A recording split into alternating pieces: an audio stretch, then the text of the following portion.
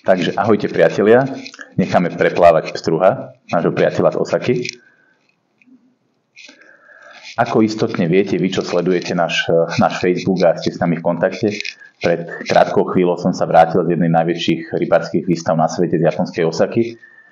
Boli sme sa tam pozrieť aj kvôli tomu, že pokiaľ chceme našej trojdaráckej komunite naozaj poskytovať dobre, kvalitné veci, musíme sa proste občas ísť učiť od tých najlepších. A vďaka našim kamarátom z Norisu máme v Japonsku otvorené dvere, takže vieme naozaj sa ísť pozrieť a zažiť veci, ktoré sú aj pre nás, ktorí s tým robíme dlho, vzácne. Avšak na takej výstave si kladieme aj otázku, čo z toho pre vás, našich zákazníkov, tak okrem množstva nových a zaujímavých vecí, ktoré tento rok sa nám snáď podarí finalizovať, sme vám museli priniesť nejaké suveníry, už len preto, že sme radi, že ste nám verní, sme radi, že u nás nakupujete, tak myslíme na vás. Zháňal som naozaj veľmi intenzívne v Osake, čím by som vám mohol urobiť radosť.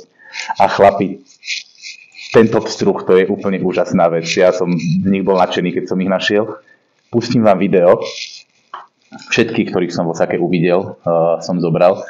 Pani, keď sa pozrela do môjho košíku, myslela si, že som asi trošku divný, ale to nevadí, to sme asi všetci. Pustím vám video, ako náš kamarát Takumi, ktorého si pamätáte z Norris Cupu, ako nám vysvetľuje, ktorý pstruh je ktorý a ako sa volá. Hello, Takumi. Hello. Please, can you help us with the Japanese names of our trout? Please, what's the name of this trout?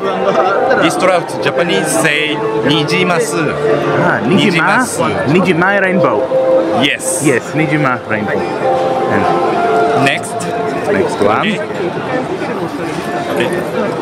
This trout is Iwana. Japanese say Iwana. Ivana. Arigato. And next. And Okay.